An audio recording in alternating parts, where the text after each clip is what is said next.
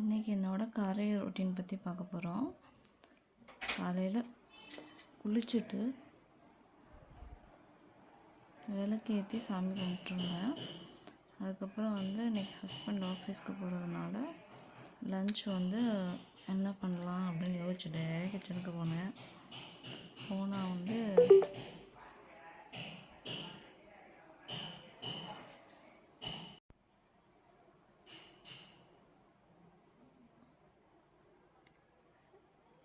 இது நேற்று சீம்பால் கொடுத்துருந்தாங்க. அது நைட்டுக்கு ஃப்ரிட்ஜில் வச்சுட்டு காலையில் எடுத்து காய்ச்சிக்கலான்னு வெளில வச்சுருக்கேன். புளியோதரை செய்கிறதுக்காக புளியோதரை பொடி ரெடி பண்ணணும். அதுக்கு இந்த 5 பொருள் ரொம்ப முக்கியம். வரமிளகா, வெந்தயம், மிளகு, ஜீரகம், எள். இந்த அளவு ஒரு 4 பேர்த்துக்கு சாப்பிட்ற அளவுக்கு நான் சொல்லியிருக்கேன். நீங்கள் அவங்க அளவுக்கு ஏற்ற மாதிரி பண்ணிக்கோங்க. அது நல்லா ட்ரை ரோஸ்ட் பண்ணிவிட்டு ஆற வச்சுருங்க. ஆற வச்சிட்டதுக்கப்புறம் இந்த சைடு பட்டாணி கிரேவிக்கு மிக்சியில் ஒரு மசாலா அரைக்கணும். அது 3 தக்காளி, பட்டை, கிராம்பு, கசகசா, தேங்காய் இது எல்லாத்தையும் நல்லா ஃபைன் பேஸ்ட்டாக அரைச்சிக்கணும். அரைச்சிட்டு அதுக்கப்புறம் புளியோதரை பொடி நம்ம ரொம்ப நைஸாக அரைச்சிடக்கூடாது. நைஸாக அரைச்சா புளியோதரை நல்லா இருக்காது. நான் கையில் காட்டுறேன் பாருங்கள். இந்த மாதிரி குறை குறைன்னு அரைச்சிக்கணும்.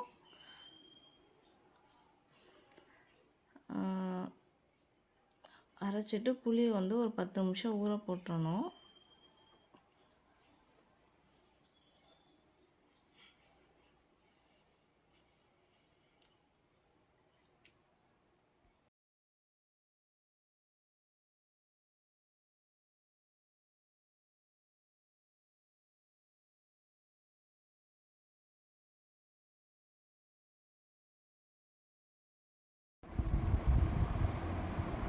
சீம்பால் இங்கே ரெடி ஆகிட்டுருக்கு.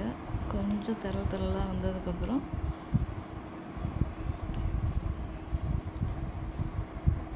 ஒரு 4-5 ஸ்பூன் சர்க்கரை,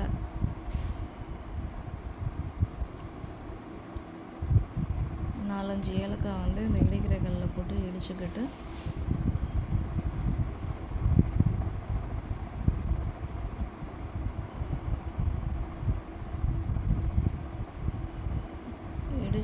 அதுக்கப்புறம் அந்த ஏலக்காவையும் சர்க்கரையும் போட்டு நல்லா மிக்ஸ் பண்ணிவிட்டு இறக்குனா சீம்பால் ரெடி. சீம்பாலில் அவ்வளோ ஹெல்த் பெனிஃபிட்ஸ் இருக்குது. இப்போ சீம்பாலோட ஹெல்த் பெனிஃபிட்ஸ் யாருக்குமே தெரியறதில்ல. அப்புறம் புளியோதரை செய்கிறதுக்காக வடை சட்டி அடுப்பில் வச்சுட்டு எண்ணெய் ஊற்றி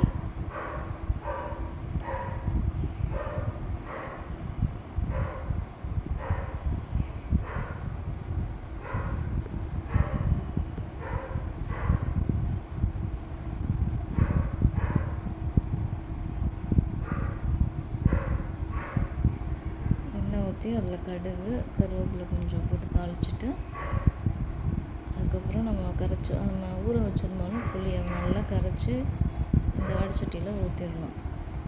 ஊற்றிட்டு அதுக்கப்புறம் இந்த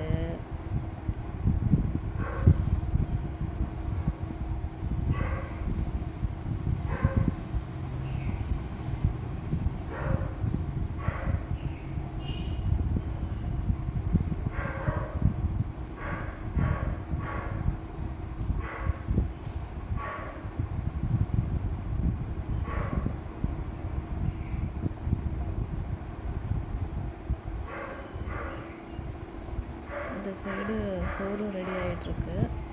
அப்புறம் சோறு வடித்தோடனே இந்த புளி தண்ணியில் போட்டு மிக்ஸ் பண்ணுறதுக்கு கரெக்டாக இருக்கும்.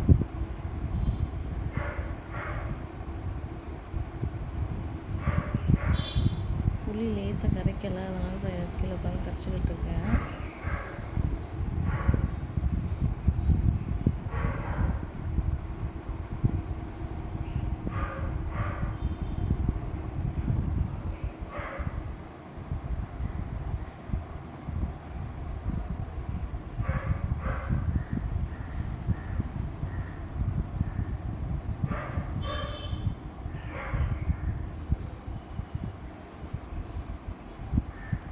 புளி தண்ணியை நம்ம நல்லா கொதிக்க விடணும்.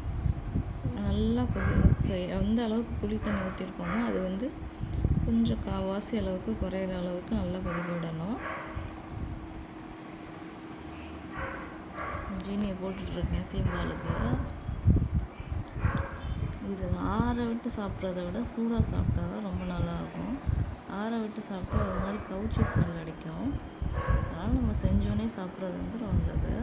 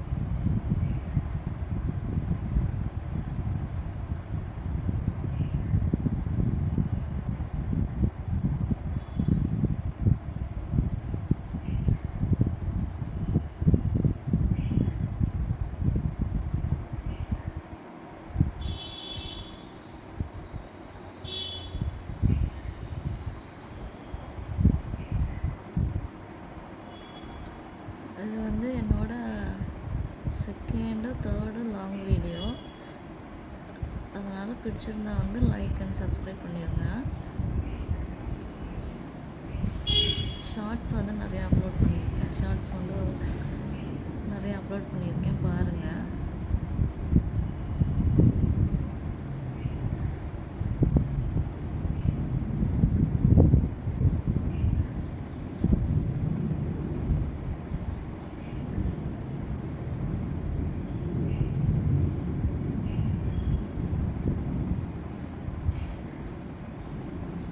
புளி தண்ணியில் கொஞ்சோண்டு மஞ்சள் தூள், கல் உப்பு கொஞ்சம், ஏன்னா புளி ஏற்கனவே புளிக்கும், அதனால் கல் உப்பு கொஞ்சம் பார்த்து போட்டுக்கோங்க. கொஞ்சோண்டு பெருங்காயத்தூள்.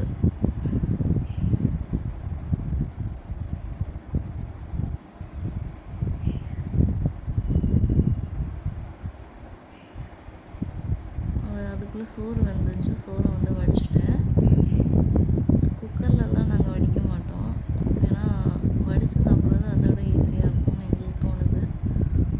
கமெண்ட் பண்ணுங்கள். புளி தண்ணி வந்து நல்லா கொதிச்சிருச்சு. கொதிச்சதுக்கப்புறம் சொன்னேன்ல, தண்ணி வந்து கால்வாசியாக குறையணும். கால்வாசியாக குறைஞ்சதுக்கப்புறம் நம்ம அரைச்சி வச்ச புளியோதரை பொடி இருக்குல்ல, அதை வந்து போட்டு நல்லா கிண்டிடணும். கிண்டிட்டு ஒரு 5 நிமிஷம் வந்து சிம்லேயே வச்சு கொதிக்க விட்டோம்னா, நான் காமிப்பேன் பாருங்கள். இந்த மாதிரி வந்து சைடில் வந்து ஆடை பிரிஞ்சு வரணும்.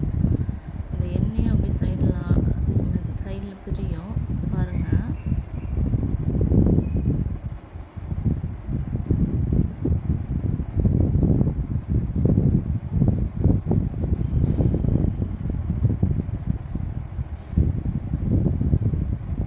கொதிச்சதுக்கப்புறம் சைடில் எண்ணெய் பிரிஞ்சிருக்கா, இதுதான் புளி தண்ணி ரெடி ஆயிடுச்சுங்கிறதுக்கெல்லாம் அர்த்தம். அதுக்கப்புறம் அடுப்பு ஆஃப் பண்ணிவிட்டு சைடு பை சைடாக பட்டாணி கிரேவிக்கு ரெடி பண்ணிட்டுருக்கேன். எண்ணெய் ஊற்றி சோம்பு, கருவேப்பிலை போட்டு நல்லா தாளிச்சிட்டு, அதுக்கப்புறம் வந்து வெங்காயம் நீட்ட வாக்கில் அறுத்தாலும் நல்லா தான் இருக்கும், பொடிசாக அறுத்தாலும் நல்லா தான் இருக்கும். நல்லா வதக்கிட்டு அதுக்கப்புறம் வந்து நம்ம மிக்சியில் வந்து ஒரு மசாலா அரைச்சோம்ல பட்டாணி கிரேவிக்கு, தக்காளி, பட்டை, கிராம்பு, தேங்காய், கசகசா, இது நல்லா நைஸாக அரைச்சி வச்சுருந்தோம்ல. வெங்காயம் நல்லா வதங்கினதுக்கப்புறம் அந்த மசாலா அரைச்சதை வந்து சேர்த்து போட்டு நல்லா வதக்கிட்டு, அதுக்கப்புறம் பட்டாணிக்கு தேவையான அளவு உப்பு, அப்புறம் அந்த வேக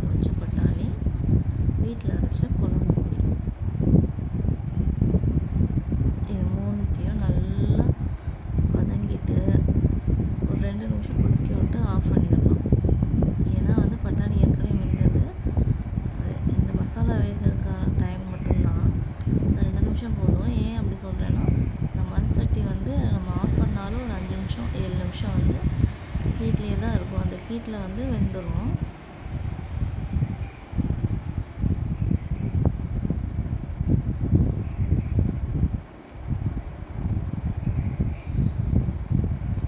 சோறு வடித்த சோறில் வந்து புளியோதரையும் பட்டாணி கிரேவி ரெடி ஆயிடுச்சு. புளியோதரை